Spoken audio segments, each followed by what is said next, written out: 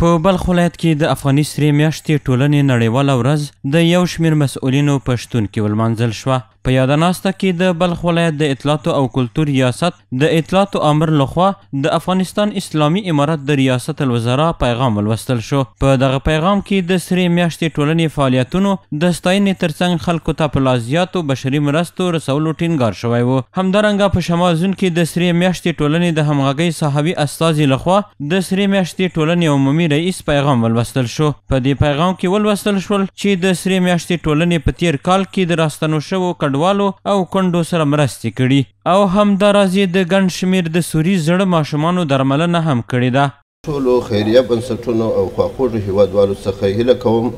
چې افغاني سره میاشت یوازې پرې نږدې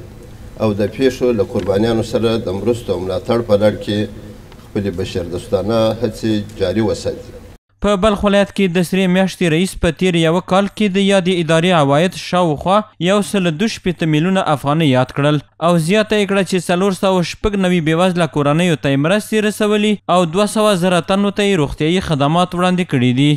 په مجموعي توګه په 1403 هجري شمسي کال او تر اوسه پورې د بلخ ولایت د سرې میاشتې ریاست په بلخ، چاربولک، دولت آباد، البرز، کلدار، شولګره، کشنده، زارۍ او د مزار ښار په مرکز کې 15,096 کورنیو ته 58 میلیونه 880,000 او 88 افغانۍ په ارزښت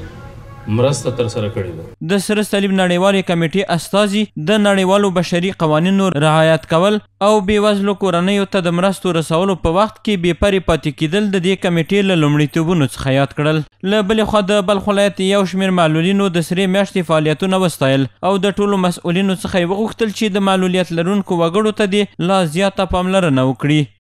چی خوب است نهادهای محترم امدادرسان مانند سرمیاشت در تأسیس مراکز آموزش حرفوی بر اینا کار بکنن تا از یک طرف تولید داخلی بیشتر شود، از طرف دیگر یک درآمد و مصروفیت ثابت بر نابینای عزیز ما ایجاد شود و فقر ریشه‌کن شود و اینا بالاخره بتوانند که در چرخه اقتصادی سهیم شوند.